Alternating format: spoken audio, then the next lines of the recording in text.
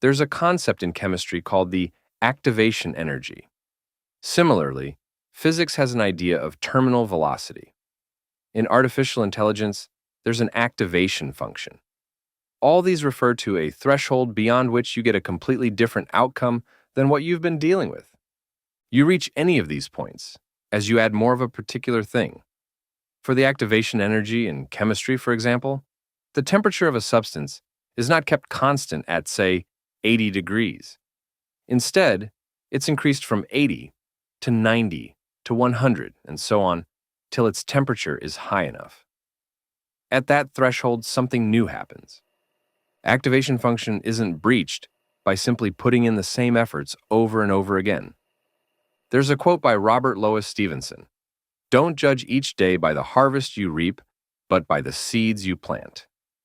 So how you reach your activation function is by 1. Actually starting. You should never approach major projects like you're going to succeed on the first try. It's a bad habit we've taken on from years of school.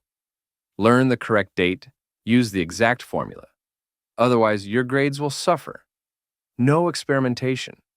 No room for trial and error, because the errors will tank your grades pretty fast if you don't stop exploring and regurgitate what your teachers have already given you. We weren't taught how to fail many times.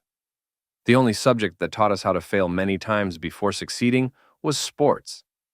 It's probably the reason why, for instance, 95% of Fortune 500 CEOs played college sports. It's 70% of corporate executives overall. Expect to do stupid, horrible work that absolutely nobody should ever see, if you can help it.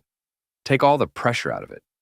The next time you have a big idea to pursue, a big project to build, just say to yourself, it's fun time.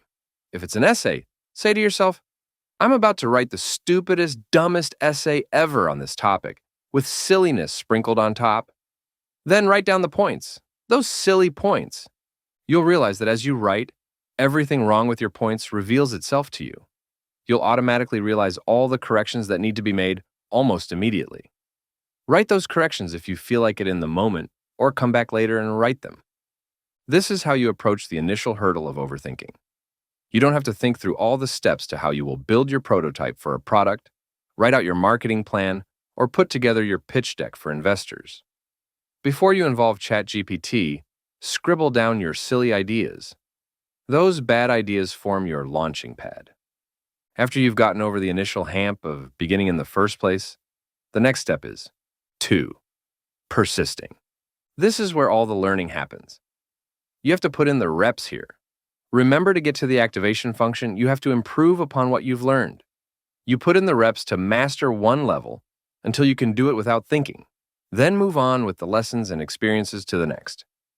Over here, with the end in mind, the struggle is staying the course. This is a true life story of the journey of one guy in New York City. He began with the goal of landing a job in 3 months.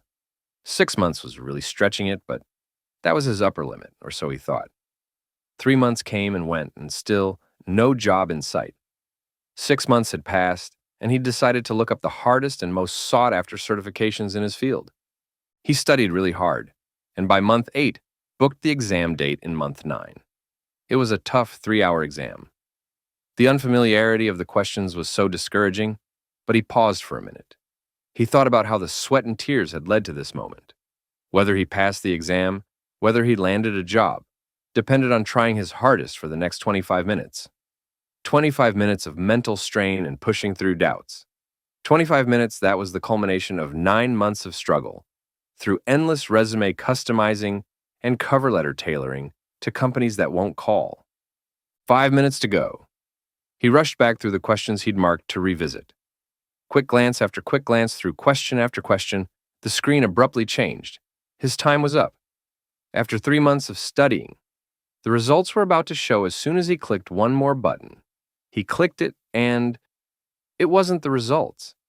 It was one more page asking him to rate the exam-taking piece of software he had written the exam with.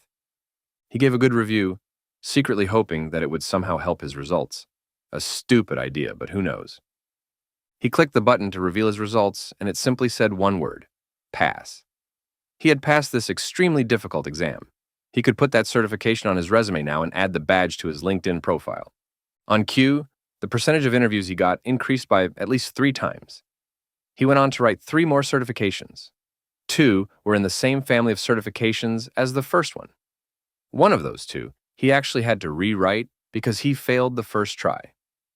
He finally got a job after 2 years and 6 months instead of 3 months. He'd hit his activation function.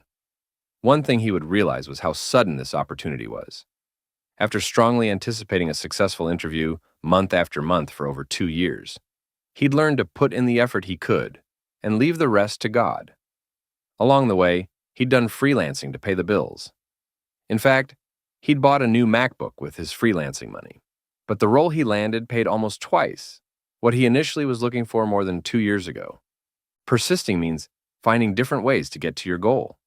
It means digging deep for those moments of opportunity that can position you on a different playing field. And so, starting and persisting. These are 2 of what you need to reach your activation function. Watch out for the next video, where we'll continue with the remaining elements you need. Don't forget to subscribe so you get notified when it drops.